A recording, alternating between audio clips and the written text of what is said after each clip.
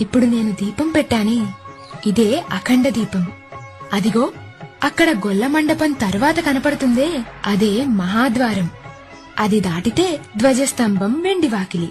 అవి రెండూ దాటి ఆనంద నిలయంలోకెళ్లి అలా గర్భగుడిలోకి చూస్తే బంగారు కిరీటంతో, నుదుటి మీద కర్పూరంతో దిద్దిన మందపాటి రెండు నామాల మధ్యన కుంకుమ పువ్వుతో చేసిన కస్తూరి తిలకంతో ఆయన మొహం కనిపిస్తుంది.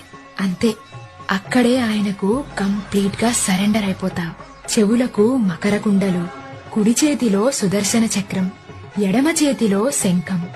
ఇంకో కుడి చేయి కాస్త ముందుకు చాచి ఆయన పాదాలు చూపిస్తుంటాడు చూడు, ఇవే బ్రహ్మ కడిగిన పాదాలు అన్నట్టు.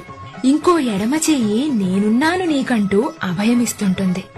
కుడి ఎద మీద లక్ష్మీదేవి, ఎడమ ఎద మీద పద్మావతీదేవి. ఆయన రెండు భుజాల మీద నాగభరణాలున్న ఆ పెద్దాయనను చూడగానే ఒక్కసారిగా కళ్లలో నీళ్లు, నరాల్లో ఉత్తేజం, ఒంట్లో ధైర్యం, ఎదలో హాయి వచ్చేస్తాయి.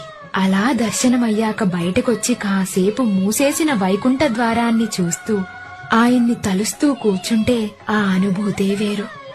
దీన్ని మించిన స్వర్గం ఇంకెక్కడా ఉండదు. భూలోక స్వర్గం చూపిస్తావా అని అడిగావు కదా, ఇదిగో ఇదే ఆ స్వర్గం. ఇదే భూలోక వైకుంఠం. ఇదిగాక సౌభాగ్యం, ఇదిగాక తపము, మరి ఇదిగాక వైభవం బికనొకటి లేదు.